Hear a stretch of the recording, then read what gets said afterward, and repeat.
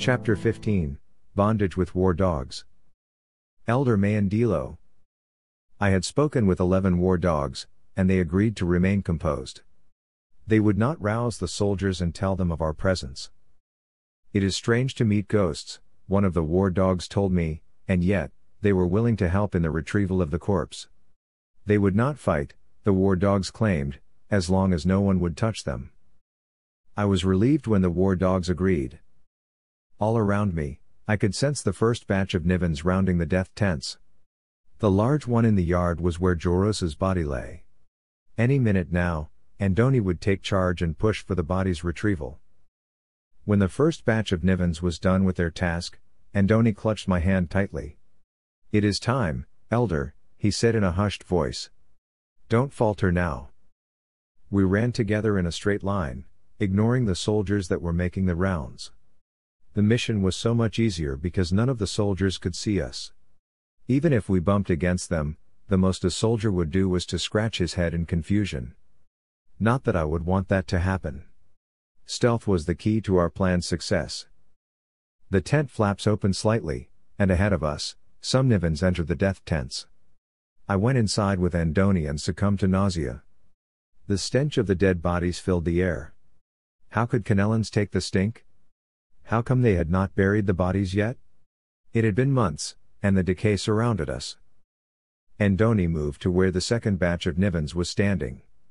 When I reached them, I stared at the boy's corpse. His hair was as black as Alicia Rella's. In the darkness, I could see the torn limb and the unusual tint of gray on his body.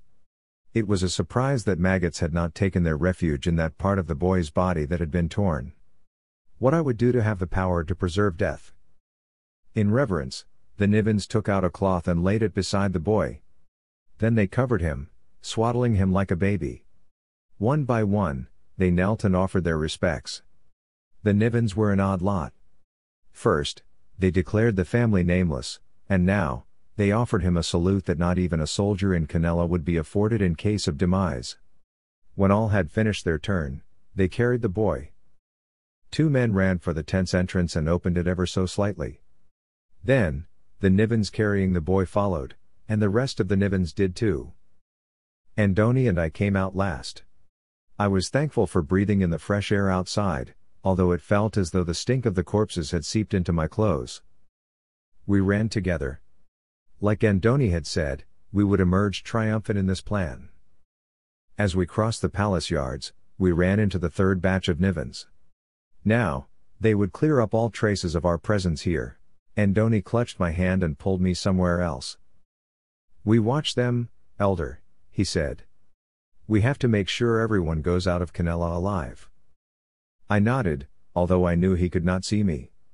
The only reason he asked me to stay was in case there were other war dogs around. We watched in silence as the figures of Nivens covered our tracks. By now, that part where Joros's body had lain for months would probably be holding another corpse in its stead. The night was dark, but my eyes had adjusted to it so that I could clearly see the other soldiers that were milling around. Then all at once, soldiers from inside the palace came running out. The swords were drawn out, and I stared in astonishment as they rallied around the death tents. Andoni froze. "They knew." "How did they know?" he asked in stunned silence. My body went cold, and chills started spreading from the pit of my stomach all the way to my entire body. Andoni stood up as Nivens rushed out of the tents. No one saw them, and so it was as though the soldiers were fighting with the air. "Find them. Whoever is causing this disturbance will be captured," a loud voice said. To my horror, I saw the Emperor running about. He was, even in the darkness, standing out as though his skin was glowing. There was something ethereal about this man. I stood, waiting for whatever Andoni would tell me. "We can't let anyone fall into their hands," he said. "Not dead.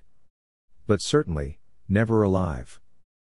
I wanted to tell the chief hunter that we should have brought weapons but knew it was the wrong time to express it. "Are you ready to fight, Elder?" he asked. "As much as you are," I answered. Then Andoni ran to the middle of the yard, leaving me alone on the sidelines. Immediately, my body showed, and I ducked behind the tents. One of the soldiers saw me and shouted, "He's here." I ran with my head bowed down, hoping that I could lose him, but my knees were weak for my age, and I knew I had to do something fast. I sidled along the tents, barely breathing until I found myself inside one of the death tents. I lay sprawled, feigning death and pretending that I was one of the bodies to be buried. A few soldiers peered through the flaps, and I held my breath, afraid to move. One soldier stayed, although his comrades had gone away. He kept kicking on the corpses, perhaps trying to find if one would fight back. He was only a few bodies away from me. I had to do something fast. I called inside my head a war dog that was closest to me. I sent a signal, a plea for help for a war dog to leap at the soldier inside the death tent.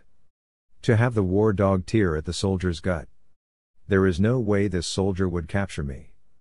Better dead than alive, I kept on telling myself. I opened my eyes slightly and stared at the face of a soldier. He raised his right foot in an attempt to kick at me, but before his boots could land on my body, a war dog leapt from outside the tent and bit the leg of the soldier.